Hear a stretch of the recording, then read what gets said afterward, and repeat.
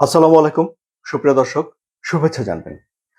Uranium সমৃদ্ধ করার যে অবস্থায় ইরান আছে তা থেকে সরে আসার ইঙ্গিত দিয়েছে দেশটি।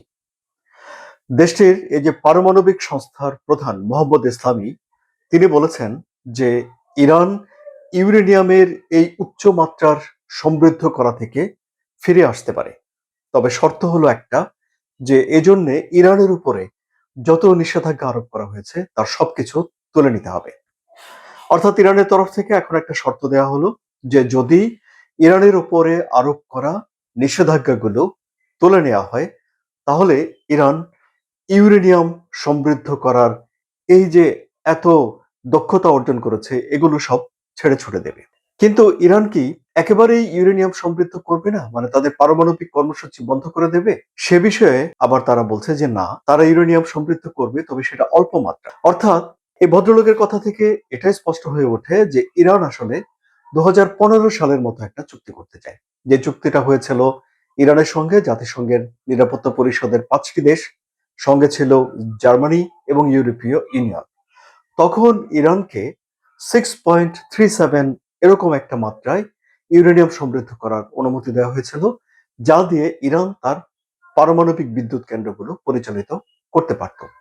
অর্থাৎ এখন এসে ইরানের যে পারমাণবিক শক্তি সংস্থার প্রধান তিনি বলছেন যে তারা পারমাণবিক বিদ্যুৎ কেন্দ্রগুলো চালাতে চায়।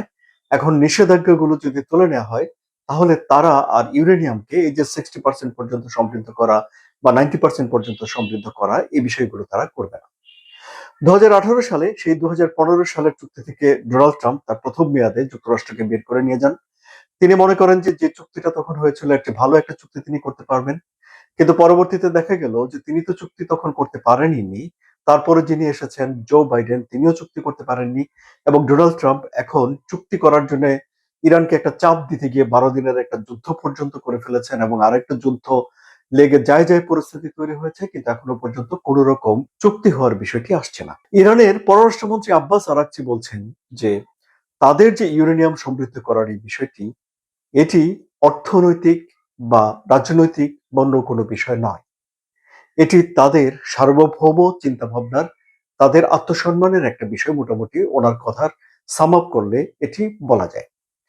আবার ধরুন, ইরান স্পষ্ট করে বলছে যে তারা পারমাণবিক অস্ত্র তৈরি করতে চায় না, কিন্তু তারপরও 2019 সাল থেকে তারা ইউরেনিয়াম সমৃদ্ধ করা শুরু করে এবং 60% পর্যন্ত সমৃদ্ধ ইউরেনিয়ামের 440 কেজির একটা মজুদ করে তুলতে পেরেছে, যা 90% পর্যন্ত সমৃদ্ধ করা গেলে 10টি পারমাণবিক অস্ত্র তৈরি করা যায়। একদিকে ইরান বলে যে তারা পারমাণবিক অস্ত্র তৈরি করতে চায় না, অন্যদিকে তারা ইউরেনিয়ামকে সমৃদ্ধ করেই চলেছে। এ নিয়ে পশ্চিমা বিশ্বের অবিশ্বাস আছে, প্রশ্ন আছে। জবাবে ইরান বলে যে তারা তাদের ঐতিহ্য, সায়েন্সের প্রতি তাদের যে অনুরাগ এবং তাদের যে গবেষণা, এটি তারা দক্ষতা অর্জনের অংশ হিসেবে চালিয়ে যেতে চায়।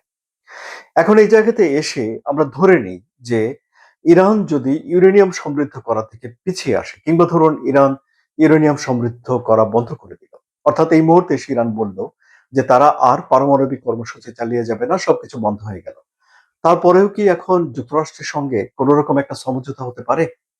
সম্ভাবনা খুবই কম। কেন? কারণ যুক্তরাষ্ট্র এরই মধ্যে আরো অনেকগুলো দাবি সামনে নিয়ে এসেছে। কি সেটি?